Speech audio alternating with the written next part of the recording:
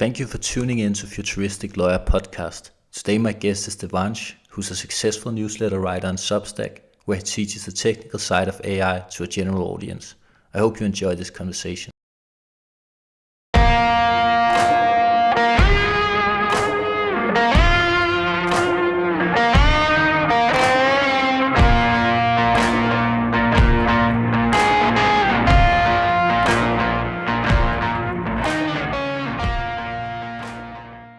Devansh, what inspired you to start a newsletter?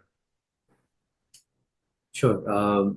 So around 2020, I was actually planning to do a PhD program. I was planning to start doing a PhD program after I graduated from university.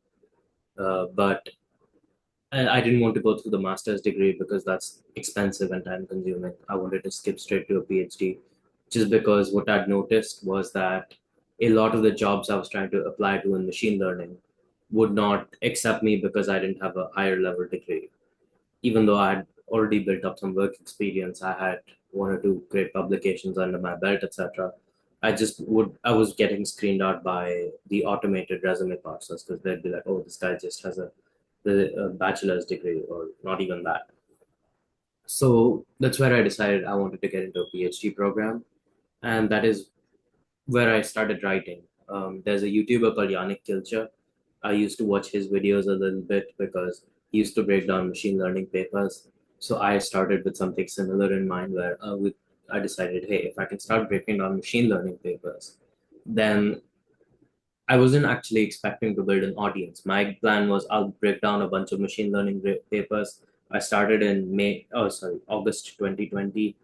I was going to graduate in May 2023. So I thought, okay, if by the time I graduate, I will have maybe 10, 15 different papers, 20 papers that I've really broken down.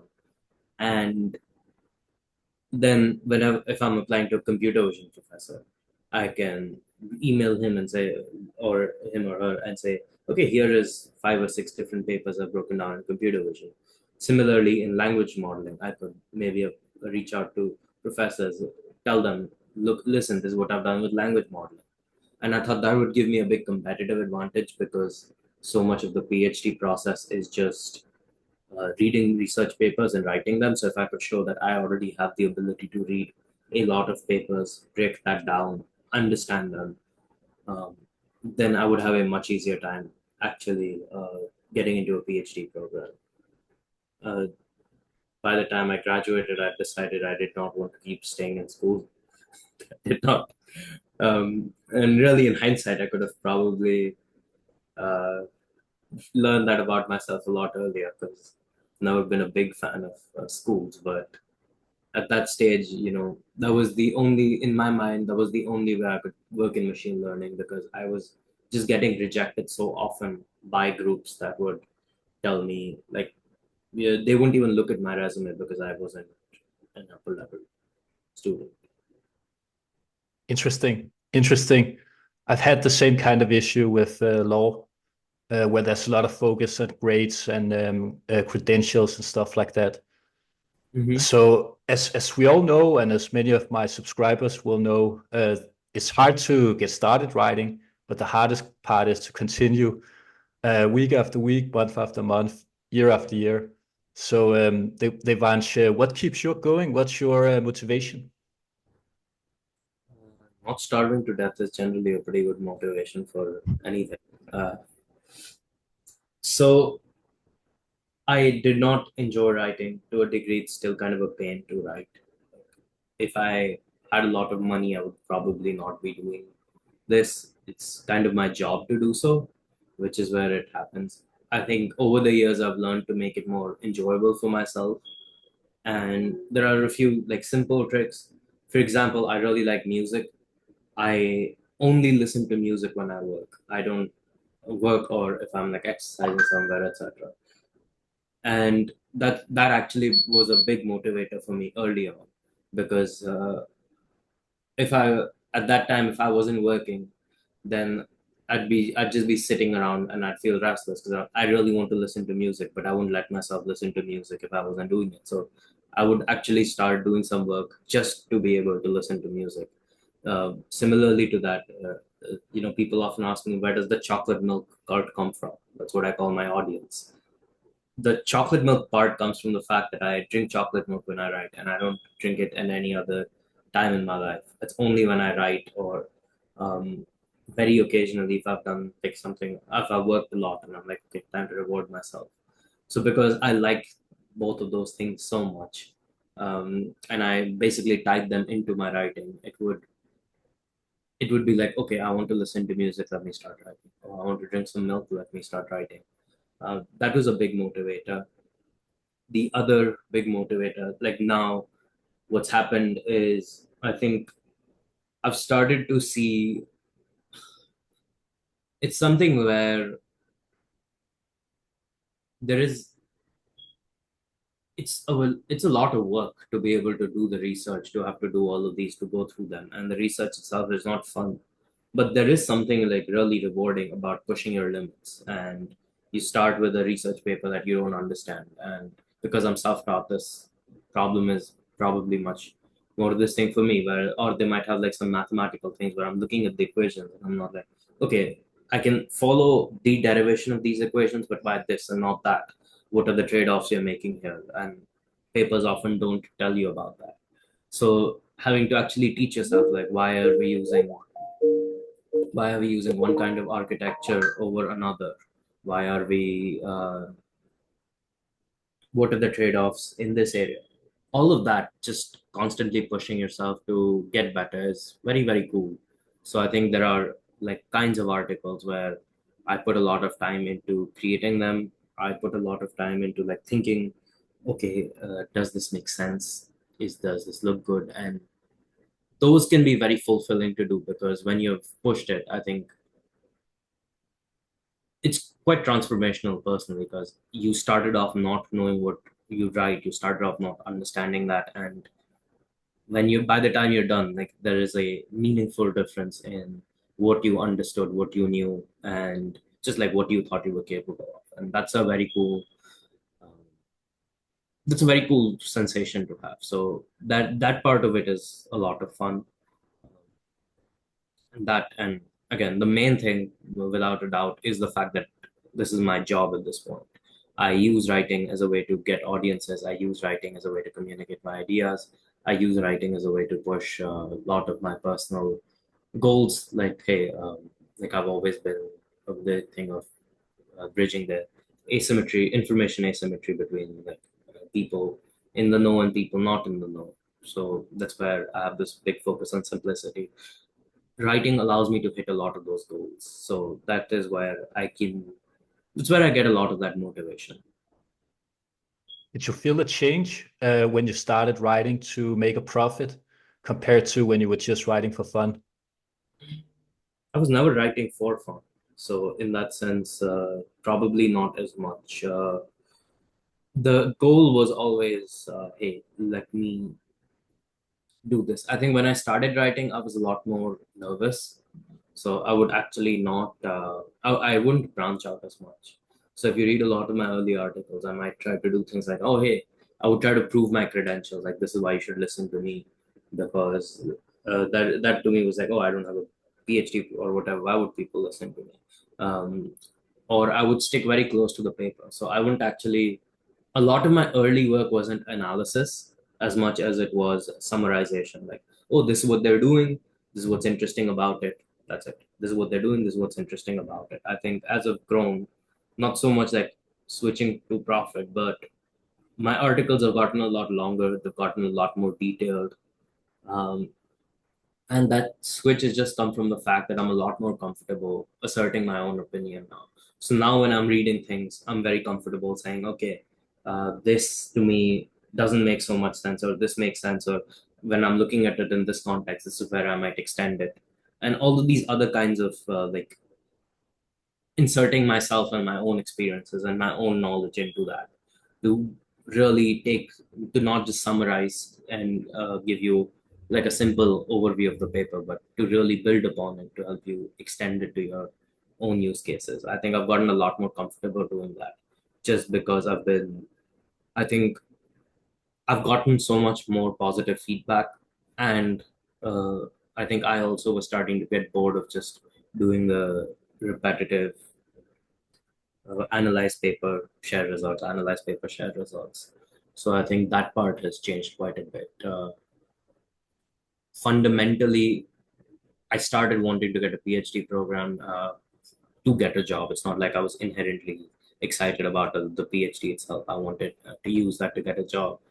Even now, this is writing is about meeting my goals, whatever those goals are, whether that's monetary or whether that's more like, hey, this is the kind of impact I want to have. So to that extent, it hasn't really changed like my relationship with my work. I see. One thing I would like to pick your brains about.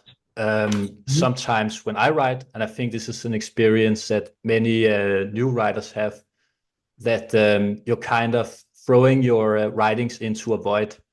Like you spend a lot of time on writing an article, and then it's finally out, and you get very few views and maybe a few likes. And Yeah. even if you write a successful article, you are still kind of aware of how many views and how many likes your posts are getting, and that is so annoying. And it never really makes you happy. Like, how do you cope with that as like a professional writer? I wish I had the answer to that. I really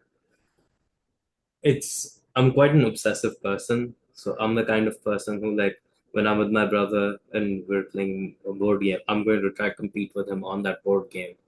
I'm like a very all or nothing kind of human. I'm either like very, very competitive or I don't care.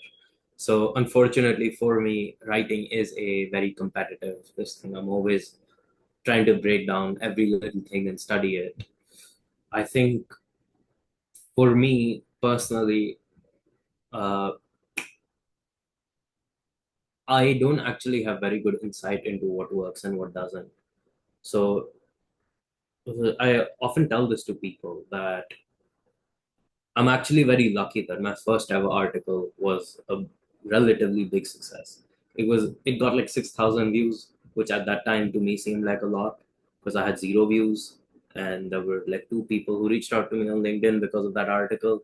So I was already the most popular guy in my friend circle because they had zero people reach out to them on LinkedIn. And that to me at that stage was like, wow, I'm so cool. So that gave me a bit of an early motivation. And but you're 100% right. When you're writing, it feels like you're writing into the void, especially when you put a lot of time and effort into an article and it feels like nobody cared about it. That can be very disheartening. I think the way I've changed with that, and this has been a luxury more because I have grown to a fairly substantial audience, is that I've stopped looking. So now my goal has switched from trying to get a lot of people to read my work to like every article I write is written towards like one or two people. Like I write that with like very specific individuals in mind. So what I care about is that most importantly, those people they should like the work, and if they say okay, this is good, then I'm happy, and that is kind of I think that helps me keep my sanity because otherwise I can get very obsessive with, okay, let me try this heading, let me try this. Like, what did I do wrong here? Maybe I should have done this to get more views, and maybe I should write more of these kinds of articles to get more views. It can be a very obsessive kind of a journey when you're trying. So for me, I've actually found it best to just for myself to disconnect and just be like, whoever receives this, however they receive it, they will receive it. First, I have to be happy with what I've put out, or at least I have to not be miserable with the quality of the work I put out. That's check number one. And check number two, the people who I've written this in my mind for. So, like these individuals who, in my mind, this is who I'm trying to write to, like, they should like it. If those two criteria met, I'm happy. Of course, that's probably not the best way to grow an audience. So, but I have always like my social media growth has been very un like unplanned and lucky. So I don't know if I have any tips on that angle anyway. Okay. It's not something I hear very often. Like for me and for most people, it's a struggle, to get exposure on social media. So I find it very interesting that you have kind of like exploded early. Can you look back and like what do you think makes you different from other people who don't break through? Do you have any idea? Probably luck is the single biggest thing. Is there are lots of other great creators that don't have the audience. Or I think a good example of this is LinkedIn, for instance. I don't have the most engagement on my posts. I don't have the. There are people with more followers on LinkedIn with similar levels of engagement, and people who post like high quality stuff, like genuinely very high quality stuff.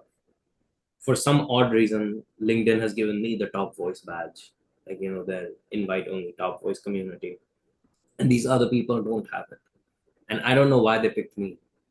So a lot of it is just random chance that I wrote some article that appealed to. For one thing that I do know is for me is that's fairly different with me compared to other creators is my audience tends to skew a lot more senior than most people.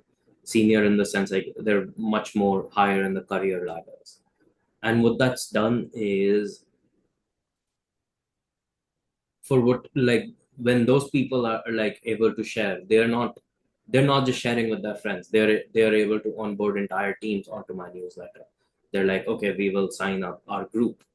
And that's where I think that's why you see my newsletter growing much faster than my Twitter followers or my LinkedIn followers. Normally on social media you have the reverse. You have the short form platforms like LinkedIn and Twitter, where you might have 10,000 followers, and then on your newsletter you have 1,000. I'm the only one who I know whose audience ratio is flipped, where I have significantly more readers than I have LinkedIn or Twitter followers.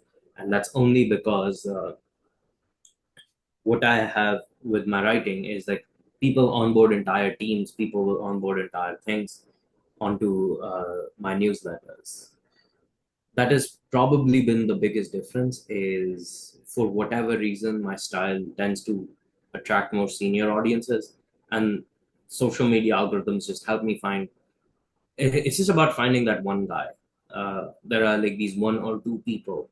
So for me, the first one I like, there's a LinkedIn's fairly senior data leader called Fidel Rodriguez. He found one of my very early articles, and then I interviewed him to be like, hey, how do you guys do LinkedIn's data?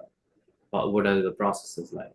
And when I had interviewed him and I published it, I think that's where I got a little bit more respect from like or credentials in the community because like, oh, this is a very senior person, this is a very accomplished person he's able to interview. And then that's where it started becoming more and more of a thing. It just ended up being kind of a flywheel where one thing led to the other until the point where there was a Nobel laureate called Michael Levitt, and you know, he reached out to me, said he liked my work. So it's been mostly just blind luck that people like Fidel found my work somehow, somewhere, and then they were nice enough to give me time, especially when I wasn't established. When I talked to Fidel, I didn't even have like 1,000 readers or whatever regularly. So they were nice enough to give me time. They were nice enough to be like, okay, we'll talk to you. We'll share our insights with you, and we will openly let you share like we'll share your work within our communities. And that is where it led to a lot of growth for me. A lot of the early growth for me was led from this kind of endorsements and other kinds of recommendations. It's also an advantage to communicate to a professional audience, and it's a very targeted audience. People who are interested in AI and work with AI, and also the ability to explain technical concepts in a simple language and in an engaging way. It's a pretty unique ability, I would say. And I mean, yeah, And Maybe. correct me if I'm wrong, but you were recently moved to New York from India. Is that true? Not from India. So I've been in America, living and working here for like the last 5 years. I'm Okay. nomadic, so I keep moving around. I was in Denver, Colorado before this. Um, but yeah, I moved to New York recently. You're correct. Okay, and I imagine that was to be closer to the tech environment that you're writing for, or what was motivation for your move?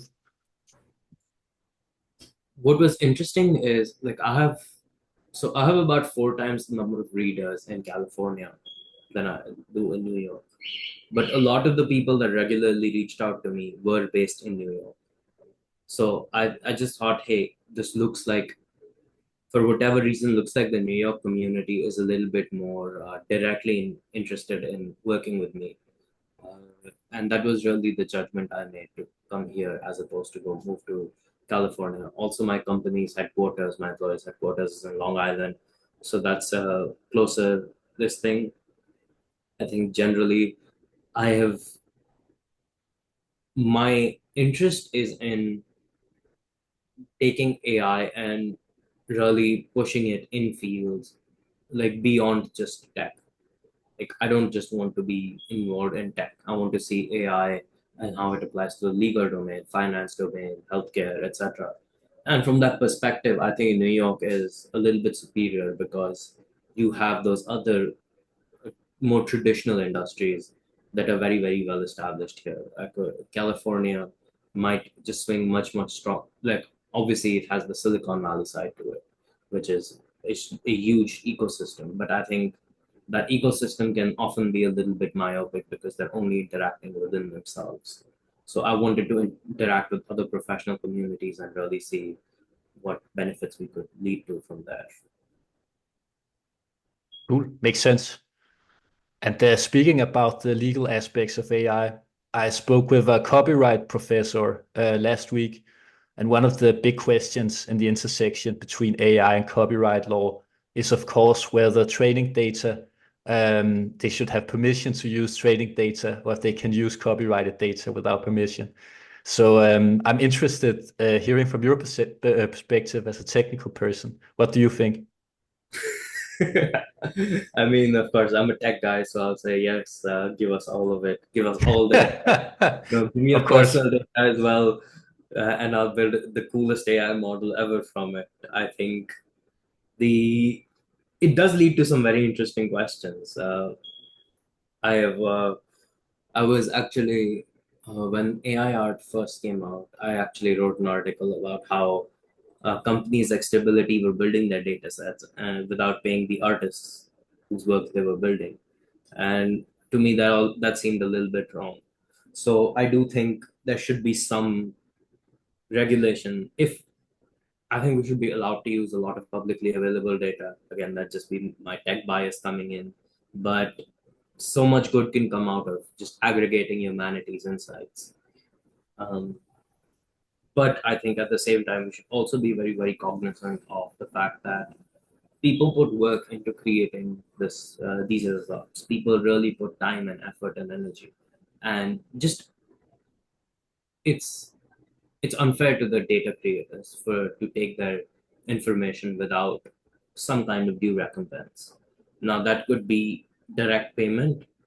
I don't know how much people are willing to do that because companies aren't huge fans of paying people. Uh, or it could be as simple as any data set, any AI that you build on any kind of a data set, attribution has to be a key factor. So no matter what you're doing, if I ask ChatGPT a question, ChatGPT comes out with the responses and it says, okay, please look at these sources for more information, or we're picking these quotes from these sources, we're doing this. And at the very least, I think that can at least lead to some benefit for the creators that created that data then, because like otherwise what you have is OpenAI benefits very, very heavily from the data sets. The people using ChatGPT benefit. Everybody else is benefiting. The cloud providers. Everybody else has a stake in it. But the guy who created the data, the the most important variable of this whole equation, that person gets no advantage. So you're just alienating what is the single most important factor in your equation. And I think that's just from a purely pragmatic perspective, that's a stupid thing to do. So we should be we should be allowed to use data, but the same way, if I wanted to quote your work, right, I would have to give you a citation. Like, people often make this false equivalency between Google and these things that Google doesn't pay for the data sets. Or if I was a YouTuber, I won't pay you to comment on your video. But Google explicitly leads you to these sources, YouTube video or my articles. I will cite your work. I will say this is where I found it. This is my quote, etc. I can't just take your work, copy paste quotes from it and not give you credit. That would be called plagiarism. So at the very least, I think we should be taking a much more proactive step in ensuring that any AI systems that we build are actively giving back something to the end users whose work was used to create it. That's just my opinion on it. I'm actually surprised that more people haven't tried to just worry about this as opposed to the more ideological this thing on, hey, we'll create synthetic data and that's how we won't pay copyright. That's how we'll evade copyright or something.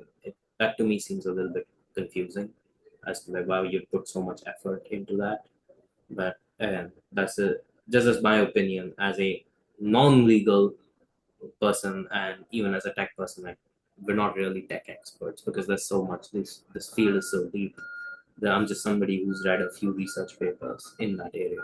So I guess as a technical non-legal person, that would just be my opinion on the copyright issue. I think it's a great opinion, and it makes a lot of sense.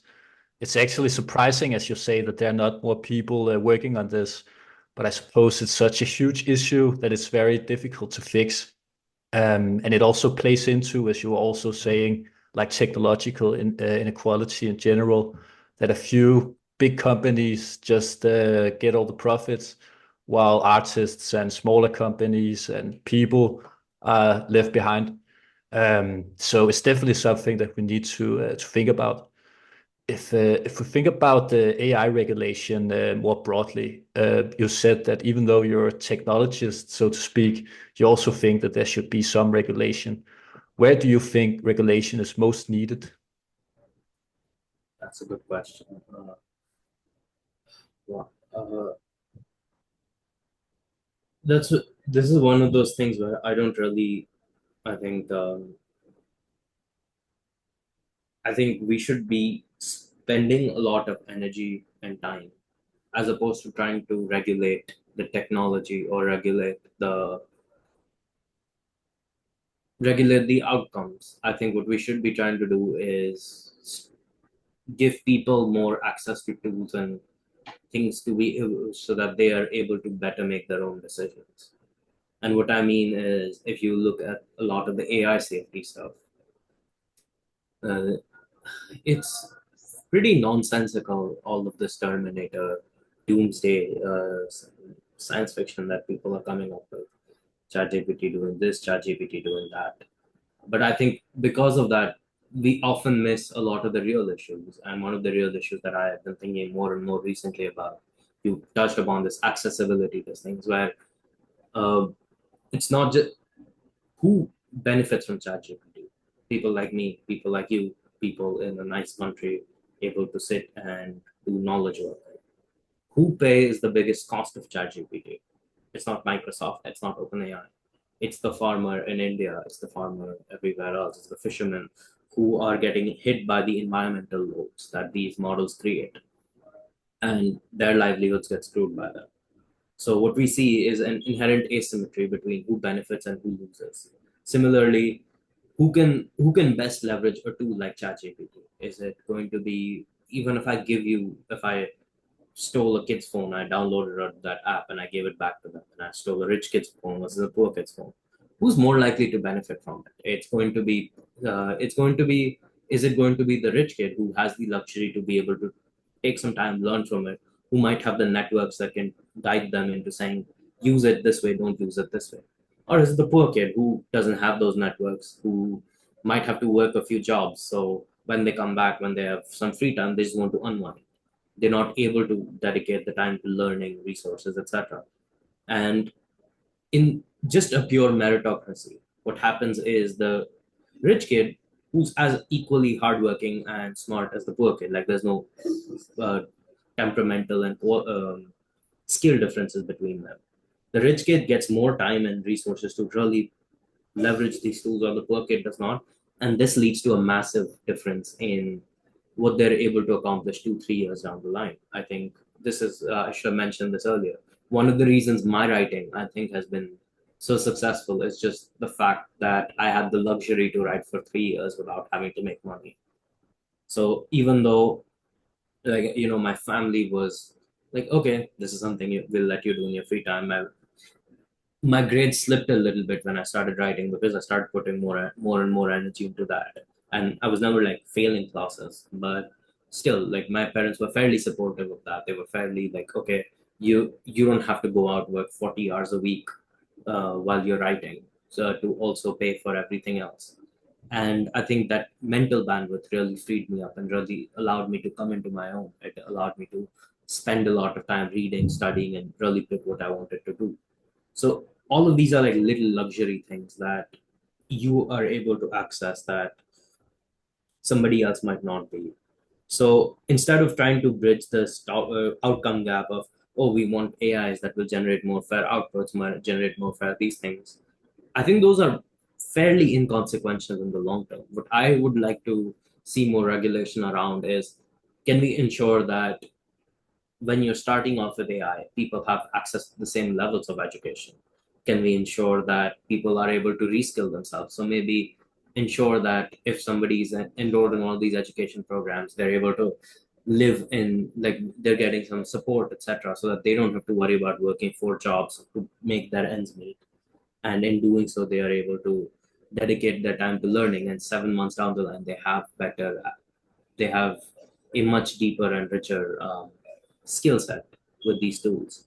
That to me is much more important. I think people talk a lot about things like misinformation that AI can generate, and yeah, that's a problem. But is that really the problem that should be solved, or is it a deeper issue that our schools are completely unable to teach us about? How do you deal with social media? How do you deal with constant bombardment of stimulus? How do you think critically and discard, like, okay, how do I, from first principles, uh, can I say this makes sense to me, this does not? I think these are much deeper issues, and this is what I would like regulations to target, as opposed to these, um, unfortunately, much more high level. Oh, let's make AI more unbiased and this thing, where it's true, it's important. I don't think it's the biggest deal. Of course, one thing I would like to caveat: there are certain industries, like with like this is a big one with job things, for example, where you'd want, if you're using AI to be this thing, I think you want very strong regulations on monitoring, on making sure that, instead of saying don't use biased AI, put a lot of emphasis on, make like you have to have at least these standards of monitoring, these standards of security, these standards of encryption, these standards for ensuring that when you're looking at the data, your AI is not picking up on any demographic information that can skew results any which way. That's a big deal that people, it's not just don't use AI or use AI, or that's too simplistic. I think what would be much better if we start targeting the system. Okay, if you're using AI to evaluate a person, make sure you can answer every question about, can AI, how can this AI affect people? What kinds of variables is it looking at? What are the saliencies? Like, if you can answer all of these questions, I think it's a much safer pick. So this is my 2 cents on AI regulation. Is try to regulate the system and try to regulate the, like, define problems and regulate them, as opposed to trying to regulate for an outcome. Because I don't think like that level of top down, do this, don't do this, would work. Yeah, thanks for that. And I agree with your points. It's really true that we have big issues and we have a tendency to focus on the small, manageable ones. If we speak to some of the tech enthusiasts and like tech capitalists like Sam Altman and Elon Musk, these kind of people, they would say that AI is going to eradicate poverty and it will make basically everyone rich. I saw Elon Musk made a few days ago. He made a quote saying that in a few years, no one will have to work. AI will do everything. Sam Altman, he's invested in projects like WorldCoin. He really thinks that the universal basic income will be the new thing. What do you think about these outlandish claims? Do you think there's anything to them, or I what do you mean, say? nobody would be happier if Elon could actually deliver that promise, you know. I will get a big Elon tattoo on my chest if he ensures that I never have to work again. Uh, but I'm very skeptical on whether these guys themselves believe what they say.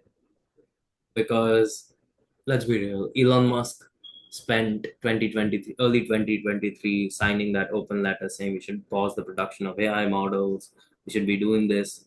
Then what does he do? He releases Grok, which, like, if it even if it took only a few months to train and test, that means as he was talking about how you should pause the development of GPTs and other powerful models, he was trying to train his own. Similarly, you know, he has had outlandish claims before because so much of his valuations are tied to AI that it's kind of in his best interest to keep pushing this AI narrative, whether that's AI can destroy the world or that AI will change everything. In either case, I'm a little bit unsure on like, hey, does this?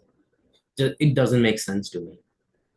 Uh, Similarly, on Sam Altman's case, UBI, interesting concept. I'm not an economist or public policy guy, so I won't know too much about the long-term downstream implications of such a thing. Do I think AI will provide UBI to everyone? Absolutely not. Because first off, not everybody even has access to digital infrastructure.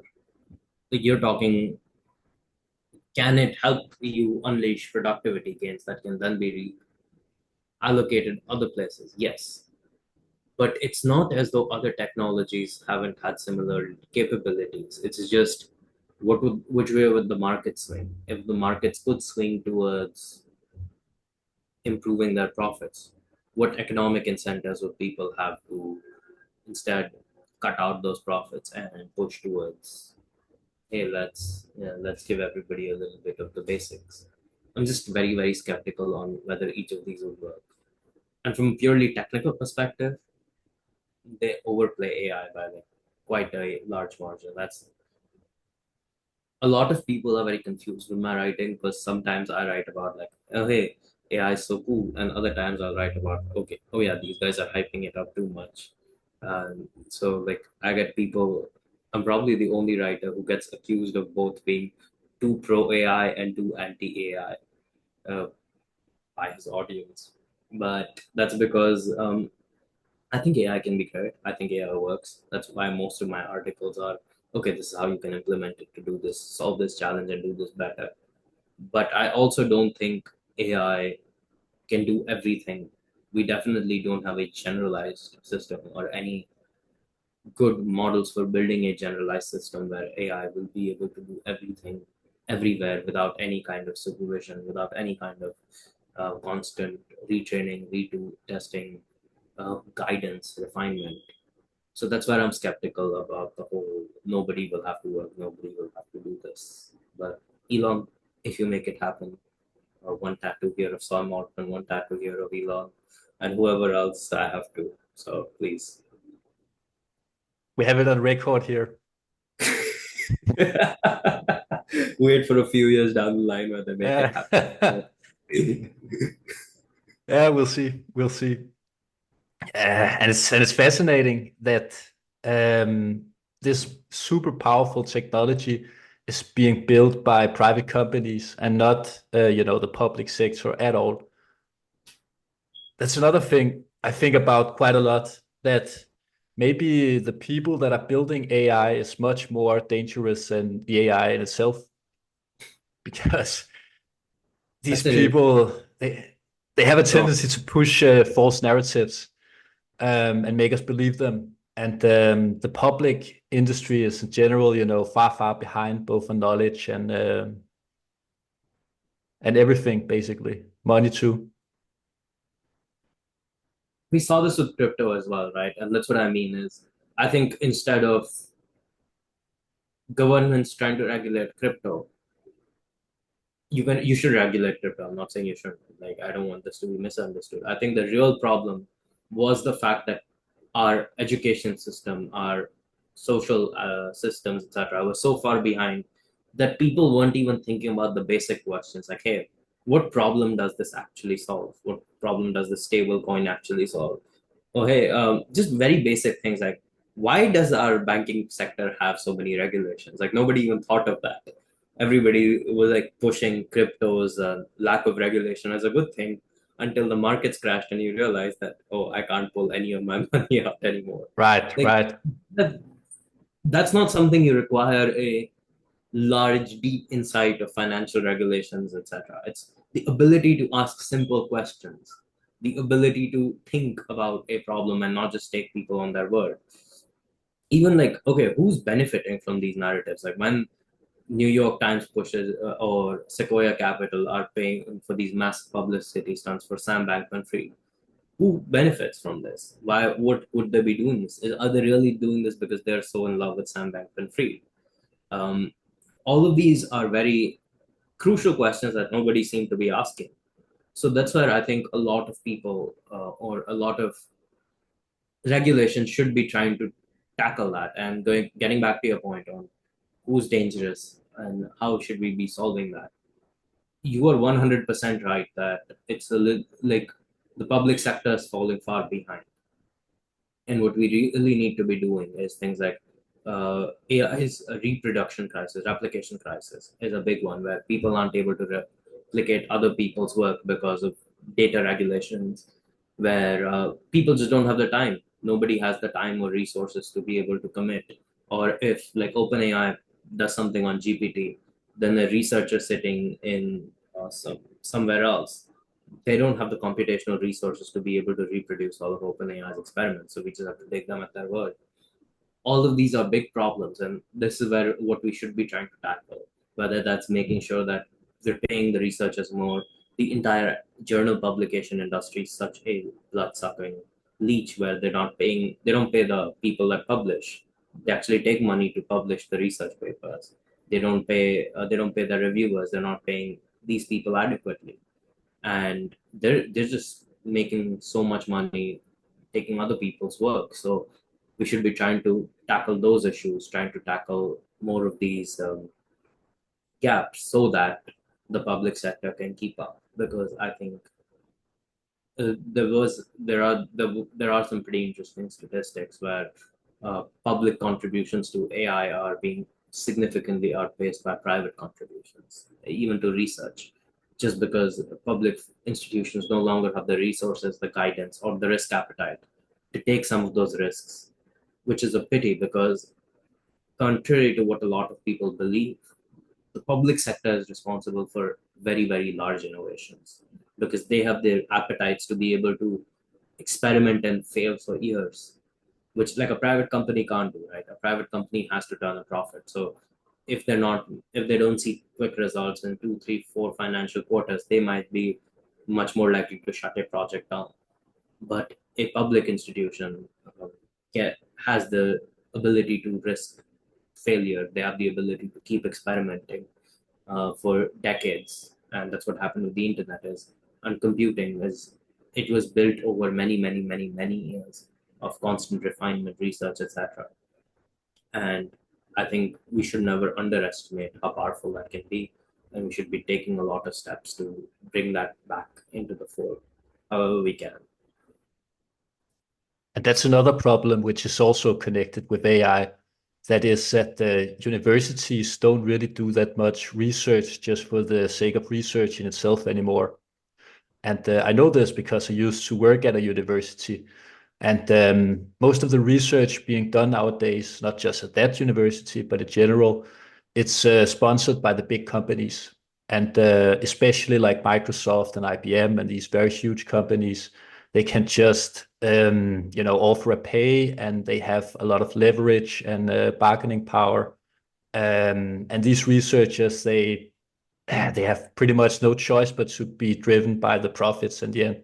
I think it's very few researchers who can just turn their back to a fat check and say, "Oh, I'll just keep doing the research just because I find it interesting." Sooner or later, you'll want to get paid also. I think that Mm. could also be a huge problem in, attracting the talent, because understandably you want to go where the money is and where the attention is. Interesting. I didn't know about that. How much of a, in your experience, how much of an issue is that? Is it that when people start researching, Microsoft might come around and say, don't do this instead. And that kind of pushes you away from research that you might do to push a boundary to just do the research that Microsoft wants you to do. Is that how that works? Kind of like that, exactly. And it's a huge problem. I think it differs from country to country. There are different university systems. But in Copenhagen, for instance, more and more research is privatized. And they don't even get started with any research project, the most talented researchers, before like a big company. It can also be like in pharmaceuticals or biotech or something like that. They just wave a big fat check, and it's really hard to say no. And I can understand why that is. And the problem is that, as you say, public research where you just, you work on a problem because it's stimulating and you want to find a solution, that kind of research is kind of dying out, because people are looking to make a profit, and you have to sell it, and you need to commercialize it. One way I also see this is with papers about AI. I feel like many of the academic papers, or so-called academic papers, that are supposed to assess AI's impact are written by OpenAI, by Microsoft, or by one of the big tech companies. That's also a big problematic, because these kind of companies, they have a vested interest in arriving at a specific conclusion so they can sell more products. So they can't really be neutral or unbiased. They have to reach a certain conclusion, and then that's not really research. That's just marketing. You are so spot on there. Like last year, Microsoft published Sparks of AGI, where they're like, "Oh, we've discovered AGI." I think it was around March or April of last year for it to like drumroll GPT's release, where it was basically just 100 pages of them talking about, "Oh, look at how well GPT does here. Look at what GPT does well here, etc." It was quite, it was a research it was a marketing gimmick masquerading as academic research. And I think similar veins to what you described, one issue that I noticed is this tendency to value publication over utility.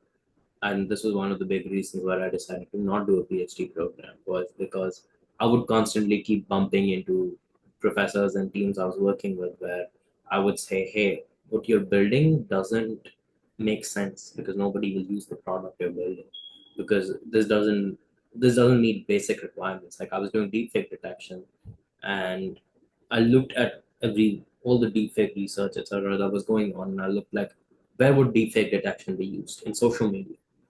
Look at the scale of social media. If I ran your deepfake solution on Facebook tomorrow, you would bankrupt their entire company with how expensive you are running. Like, you can't take minutes to assess one single picture or one single video frame to say if it's a deepfake or not.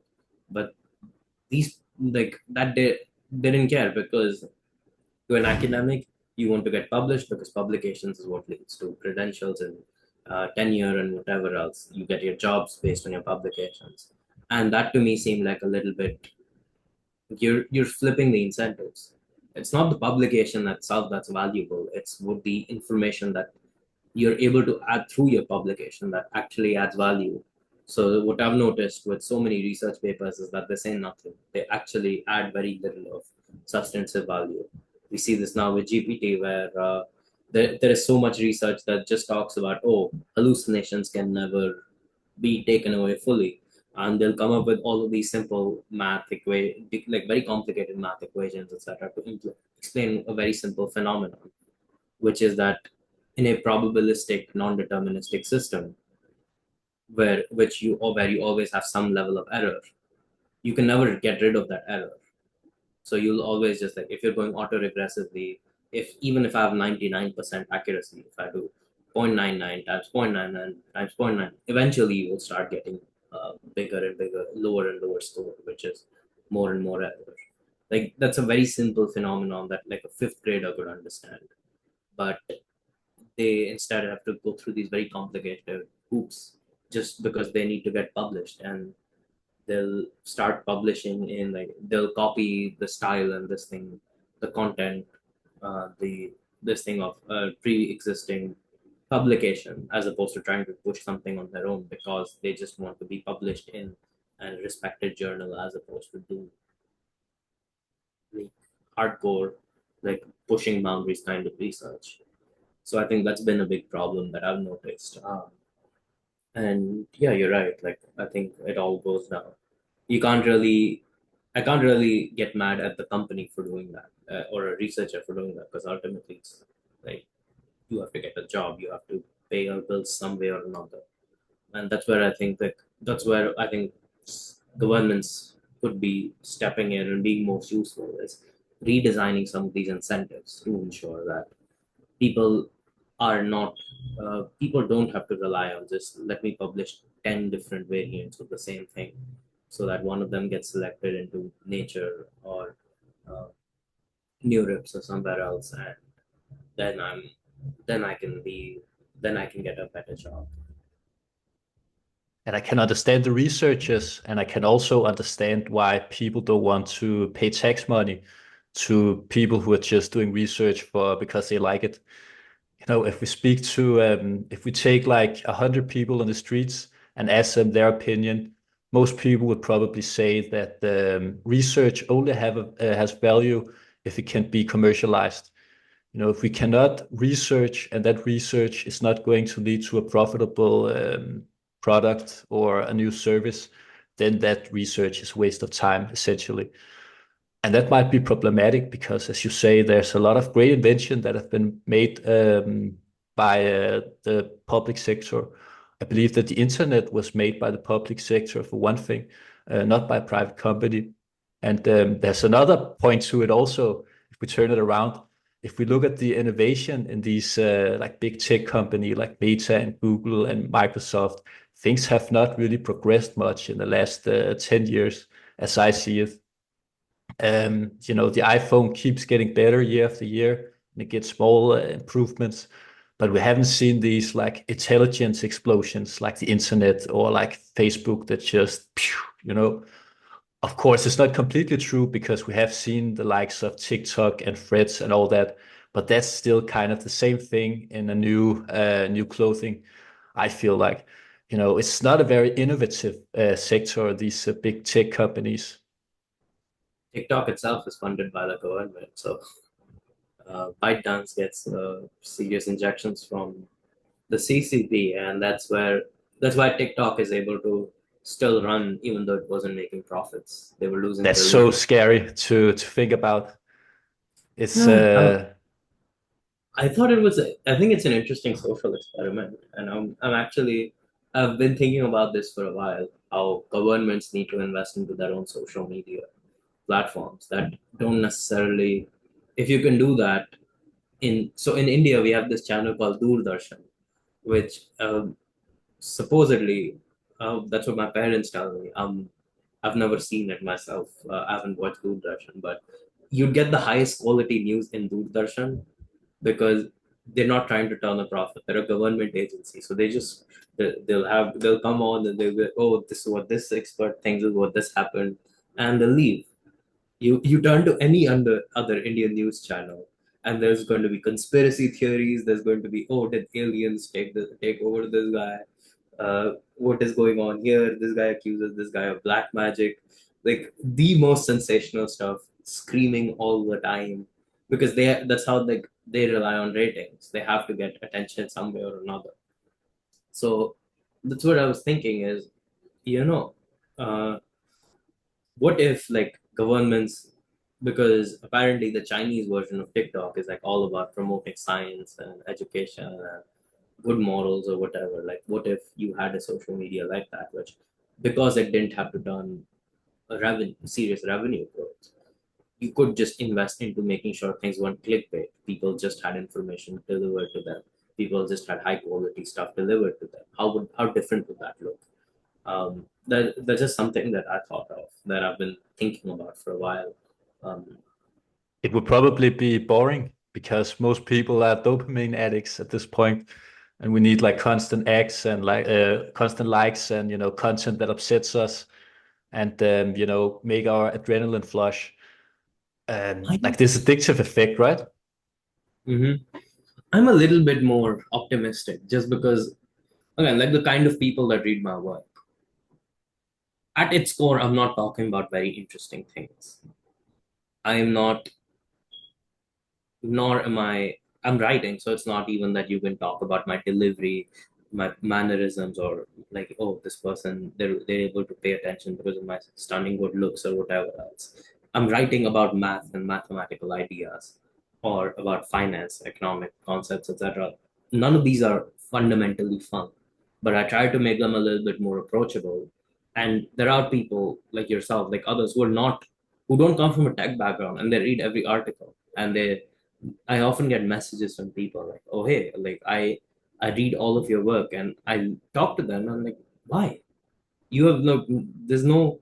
You're not gonna benefit from like a pure like job perspective because you're not being a researcher or something. But they just found my analysis of the math interesting, and like that's true for myself as well. Like I do at some level enjoy like learning about random concepts, which is my newsletter, which is why I can keep going with it. Because even if I don't necessarily enjoy the writing or the deep research, I do at least enjoy learning new things and being able to talk about those learning new things with people. So I think if you're able to create somewhat, just make it, don't make it completely dull, but you can still, I think, hit a very good balance between informativeness and engagement.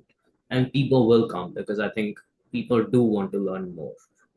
If that wasn't the case, then educate like Kurzgesagt or other like educational YouTube channels, etc., would not be as big as they are. Mark Rober, Veritas, and there's a reason these guys are massive.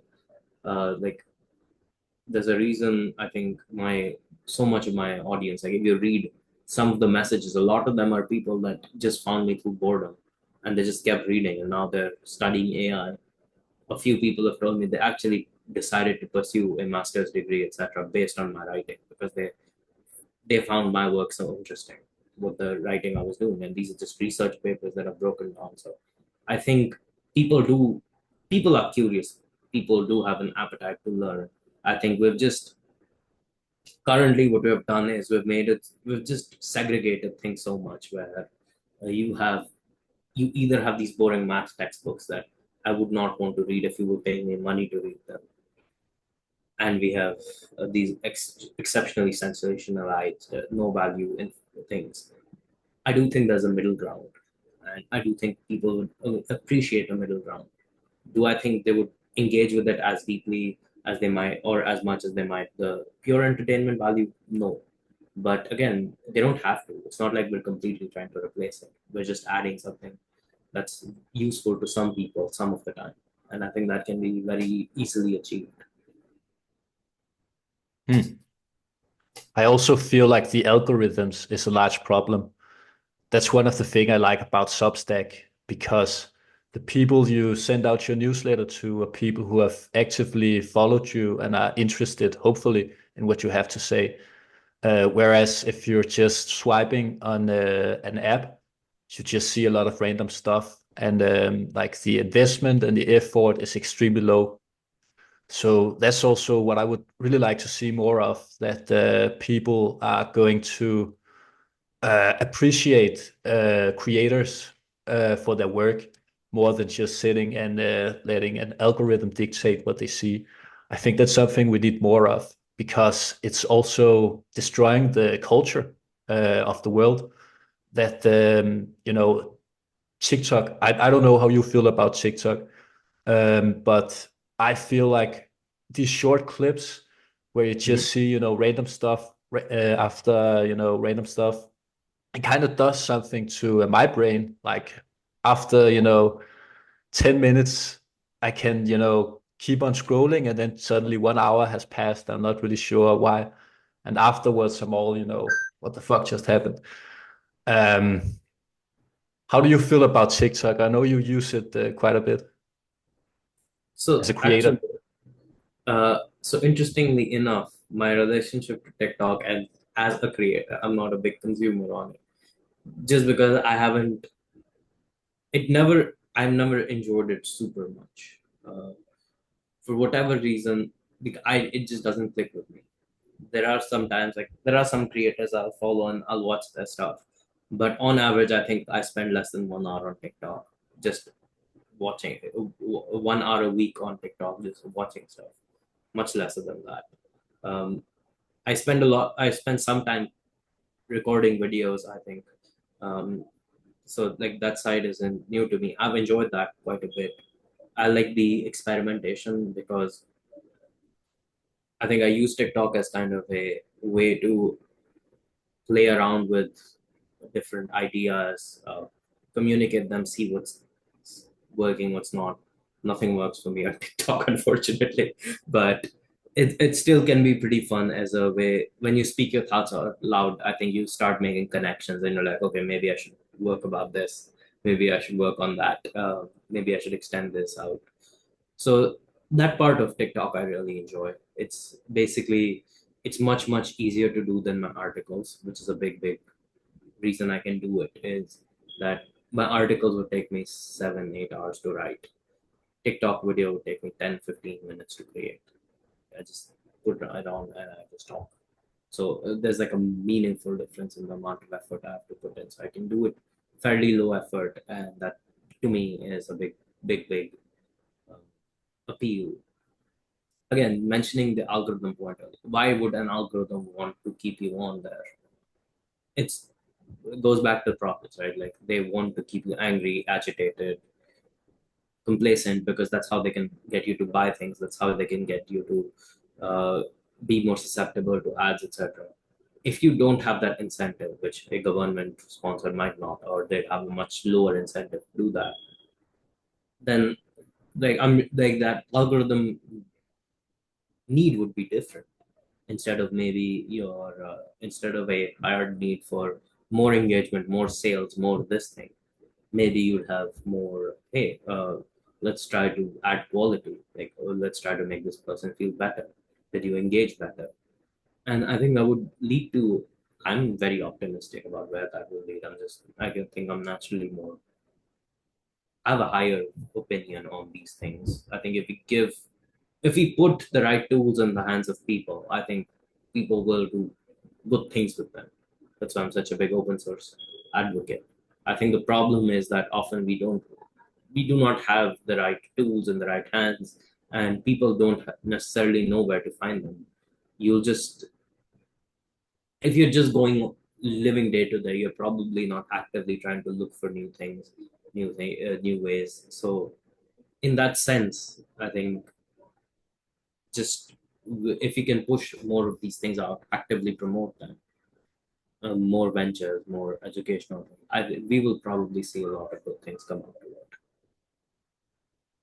And particularly with TikTok, do you have any feeling of which kind of people are watching your videos? Not at all, actually. I I would like to speak to my TikTok audiences more. I think I have such a small audience there that I don't understand. Like I haven't been able to talk to any of them in great detail to see what it is, who they are. Um, That's one of the it's things I've been thinking about. I've also considered using TikTok. Um, on one hand, considering how much, let us be honest, like garbage there's on TikTok, it would also be good to like, contribute with some more educational content where the viewers could actually learn something. And I know there's a lot of great learning sources on TikTok as well, but there's also a lot of garbage. So you could perhaps make a positive impact, especially there's a lot of young people that are watching TikTok. On the other hand, I'm kind of skeptical about what kind of viewers I will get on TikTok. I feel like it's mostly, 18-year-olds and younger who are using it, and maybe they're not, my target audience. But what's your experience? Do you feel like there's some like serious people who have been watching your stuff?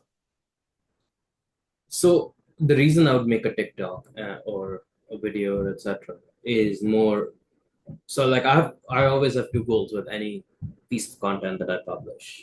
One is direct audience, like hey, I'm trying to get either money, connection, something from you for my job.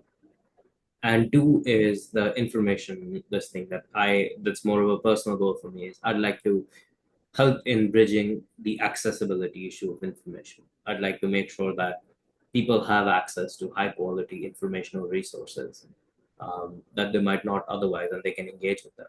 That's why all of my work is free. Like I could easily put a paywall on my newsletter, and my audiences can pay. If you're here reading my AI research work, you can easily pay $10 a month to say, okay, let me access that. The reason I don't put any paywalls on my writing is because I want it to be completely accessible to everybody. Um, so that's where I think that's where I think more of my TikTok audiences is the latter. Is I think people who would like to communicate important ideas to and have these discussions with, whether that's AI related, a lot of them is like markets economics related, like, hey, what is the game theory of labor laws? Like, why do companies like non-compete? Where do these go? How do these things happen? These are all ideas that I think people should know. And uh, on TikTok, I think that's the kind of audience I would try to reach is maybe have people that watch my stuff be like, okay, let me see this, let me see that. And then through that, maybe hopefully they will eventually find my actual articles. They will start to find my more in-depth stuff. Maybe they'll themselves progress along in their careers and they might become clients with me going forward. So that's where I think there's a pretty big demographic difference. You're correct. Uh, that's the impression I get from also like the few questions I often get from TikTok. Like they're at a much, they seem like to be at a level that's a little bit more beginner than the kinds Hmm. of questions I would get from a newsletter subscriber of mine. Hmm. That's a good philosophy, I think. So time is running out. I don't want to take up too much of your time, but I have one more thing I would like to hear you about, and it's regarding using AI for writing. So Mhm. you're very technical in AI, and I know a lot about it. For me personally, I'm a bit skeptical about using AI for writing. For example, there are some people who are really advocating that you should use AI as a tool for inspiration to get new ideas. Mhm. And for me, I don't think I could ever do it. I feel like that part of the creative process I want to be in control of. Yeah. So, what's your opinion there? If you need AI to tell you what to write, you probably shouldn't be writing to begin with. Like Thank that's you, thank you. That's exactly my thoughts.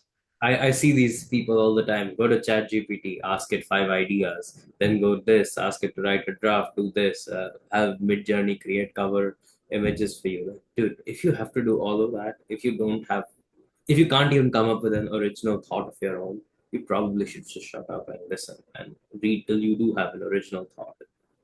Uh, can AI help with the actual generation? I think it can. I use it from time to time, more along the lines of I think I found it very very helpful because like let's say there's an idea. I see okay, why are they using this technique over that technique? So sometimes when I Google it and I can't find the resources, I might ask ChatGPT or something. Hey, where would you use this technique over that technique? And it comes up with something. And then what I do is I look at that something and say, okay, does this make sense to me? What are the other things? Then I can go back, read the primary sources, because I'm not going to rely on ChatGPT itself, but maybe it can give me a new lens and reading the primary sources, etc. Um, so it can help a lot with like just aggregating all the information that exists on the internet. It can help a lot with putting something together, maybe helping you, like if I already know what I want to write, but it's something tedious, like why would I use an LSTM here? What is an LSTM? What are the important steps of an LSTM? These are things that I already know, but it's a little bit tedious to write. So I might just give ChatGPT the entire draft. Like I want these points covered, write it in this way. And it'll do a fairly okay job. And what would have taken me half an hour to write now takes me 10 minutes to refine, which is a acceptable trade-off. But fundamentally, if you have to rely on, if if you cannot, if you can't do without AI what you can do with AI, then you probably should be spending more time just learning things as opposed to trying to use AI everywhere. Because if you can do it, if you're doing it, other people are doing it, then you're not saying anything really new. You're just blabbing the same five things that other people are doing. So that at that point, you're doing the world a favor by shutting up. That's also where I feel like the limit goes for AI's usability. And it kind of reminds me of the whole crypto hype also. I really like the idea of crypto, that you have digital ownership and it was decentralized and there was no bank in between. And there were so many good ideas. But there came a point when these ideas were no longer connected with reality. And I kind of feel that's the same thing with AI. You can use AI for many cool things, but there also comes a point where from there on it's just hype. It's of course the idea is cool, like for an AI to reduce my workload with 95%, and agents that could do the job of a normal office employee. It's a cool idea, but to go from where we are now with ChatGPT that can help with requests and like all that kind of stuff, and then to go on and replace employees with fully autonomous AI systems, I just don't see it. I don't think we're anywhere close to it. So I'm really glad that you're sharing my skepticism about that. And people make money from it. So that's where I think like all of these creators that spend all of their day talking about, oh, this is how I'd use AI here and there, they ultimately they just end up selling you courses about using it.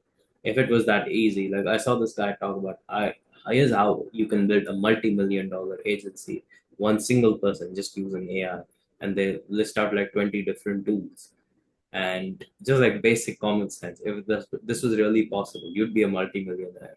Other people would be multi-millionaires. Would be just flowing in money. Who would be your customer? Why would a customer pick you over somebody else? Like just this basic common sense stuff that is often overlooked is it's quite remarkable to me that, and that's been a very big surprise to me with my writing as well. Is often people tell me, oh, you're such like I really appreciate your originality and your hot takes, and half of those to me don't even like seem like hot takes. Like study the economics before you build a product. That to me seems like common sense. Like I don't think that should ever be a, nobody should be impressed by the intelligence in that statement. But apparently is the way things go these days. They have so much control over the narrative, these big tech companies. They have some impressive PR departments. Or I don't know, maybe people just believe what they want to believe. And it's easier to live in a bubble than to be realistic. Maybe that's it. Who knows? But yeah, it's really good that you're spreading some common sense type knowledge in this over exaggerated space. What can people expect from you here from now on? I myself don't know what to expect. Like I don't know what I'm going to write as I start writing, so I don't know what people should expect. I think one of the reasons I can keep writing at a fairly high output is that I'm always reinventing myself, and that's a lot of fun. I'm always pushing boundaries. But the one theme you will always see me stress is skepticism, including skepticism of my own work, because as I mentioned earlier, I don't think we have any true experts. I definitely am not one of them. Uh, there's still heaps to learn, so many variables and outcomes to consider. This whole thing is out in the new, which is both overwhelming but also exciting. And it's important to remember that when you're processing information. And that's something that I'll continue to try to mention in my writing. My other work is keep your eyes open, study on your own, and yeah, just think about whatever anybody says. Think about whether that makes sense to you or not. And I hope, if nothing else, my work is able to help people develop that sense of skepticism and that sense of that willingness to engage with things and learn at a much deeper level as opposed to just accepting whatever's said. Thanks for that.